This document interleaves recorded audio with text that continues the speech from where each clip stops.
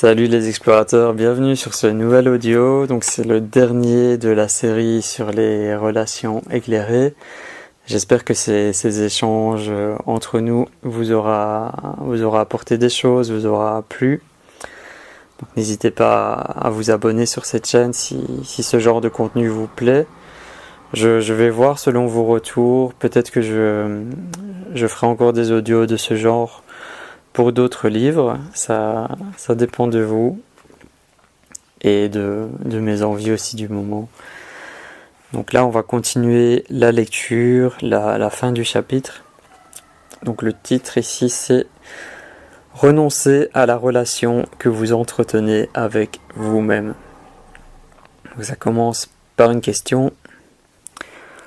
Quand on est pleinement conscient, a-t-on encore besoin d'être en relation ? Un homme se sent-il alors encore attiré par une femme ? Une femme se sent-elle encore incomplète sans un homme ? Et donc la réponse, illuminé ou pas, vous êtes soit un homme, soit une femme. Donc, sur le plan de l'identité, par la forme, vous n'êtes pas complet. Vous êtes la moitié d'un tout. Cette incomplétude se fait sentir sous la forme de l'attirance homme-femme, l'attirance vers la polarité énergétique opposée, peu importe le niveau de conscience. Mais quand vous êtes en état d'harmonie intérieure, vous ressentez que cette fascination se produit plutôt à la périphérie de votre vie et non dans le centre.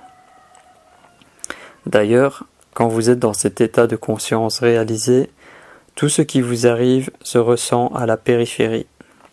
Le monde entier ne semble plus qu'ondulation ou vague à la surface d'un vaste et profond océan.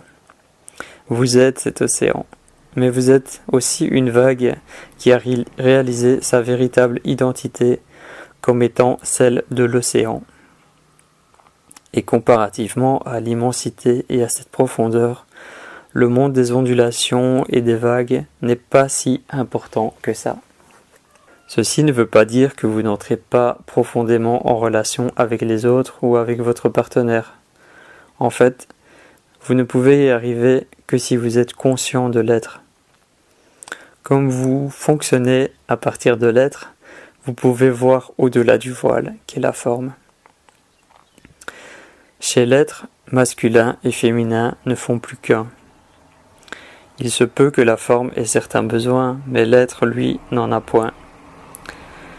Il est en soi complet et entier. Si les besoins de la forme sont comblés, tant mieux. Mais qu'il le soit ou pas, cela ne fait aucune différence pour votre état intérieur profond. Il est donc parfaitement possible, chez une personne réalisée, si le besoin de contacter la polarité féminine ou masculine n'est pas comblé, de sentir un manque ou une incomplétude à la périphérie de son être, et d'être en même temps totalement complète, comblée et intérieurement en paix. Alors on continue avec une question sur l'homosexualité. Quand on cherche à se réaliser, le fait d'être homosexuel est-il un avantage ou un désavantage ? Ou cela ne fait-il aucune différence ? La réponse.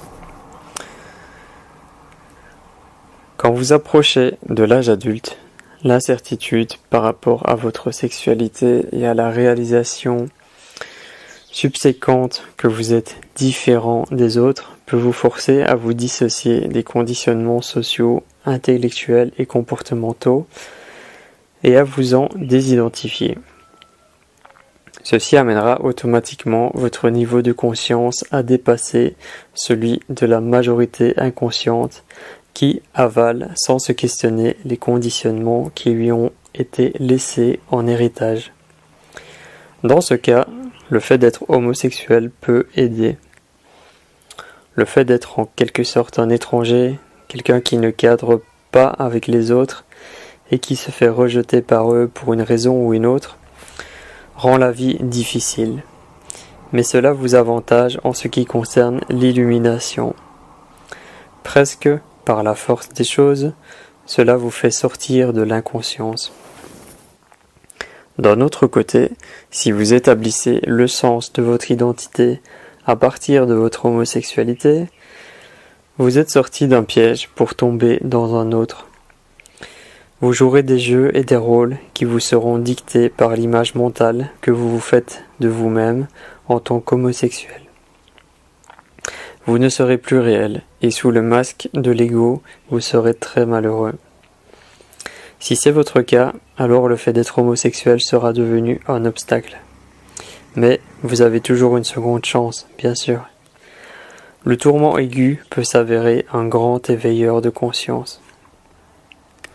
Alors une autre question, n'est-il pas vrai que l'on a besoin de s'entretenir une bonne relation avec soi et de s'aimer soi-même avant de pouvoir établir une relation satisfaisante avec une autre personne? Si vous ne réussissez pas à vous sentir bien avec vous-même quand vous êtes seul, vous chercherez à établir une relation avec une autre personne pour masquer le malaise. Mais vous pouvez être sûr que le malaise refera surface sous une forme ou une autre dans la relation et que vous en rendrez probablement votre partenaire responsable.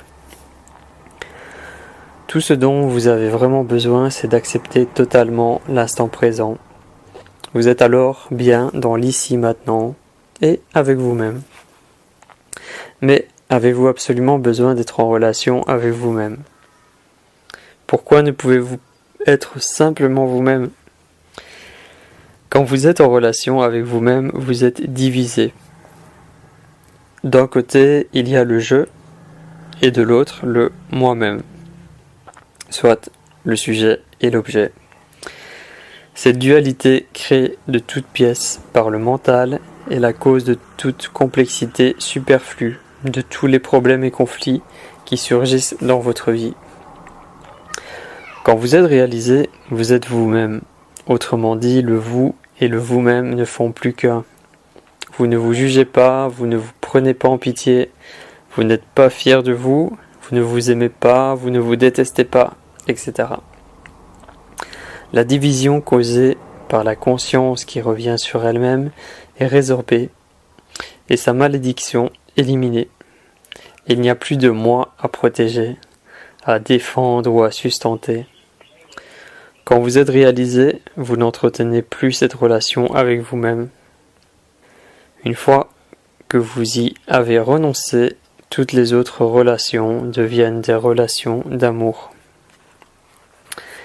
Et voilà, on termine ici le chapitre sur les relations éclairées, le chapitre 8, donc du livre Le pouvoir du moment présent, un guide d'éveil spirituel.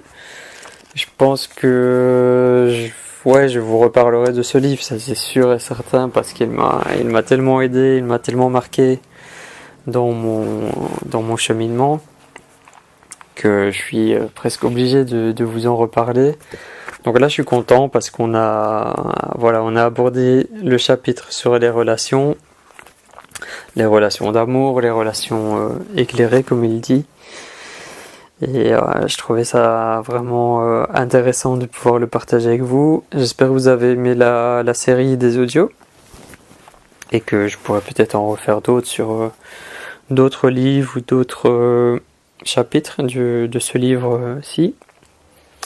Donc j'en ai pas parlé dans les autres audios, mais sachez que si vous ne connaissez pas encore, j'organise des voyages en conscience au Maroc. Ça dure en général une semaine. Donc voilà, vous êtes les bienvenus si vous voulez participer à un voyage dans la simplicité, l'authenticité, le partage, la bienveillance. On reste ensemble pendant une semaine, de Marrakech jusqu'au désert.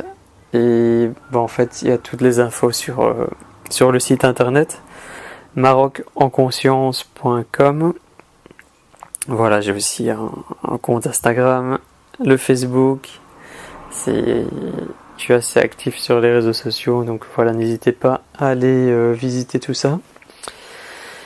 Et abonnez-vous sur la chaîne YouTube, ici où on est en ce moment, si vous avez envie de découvrir d'autres partages de ce genre.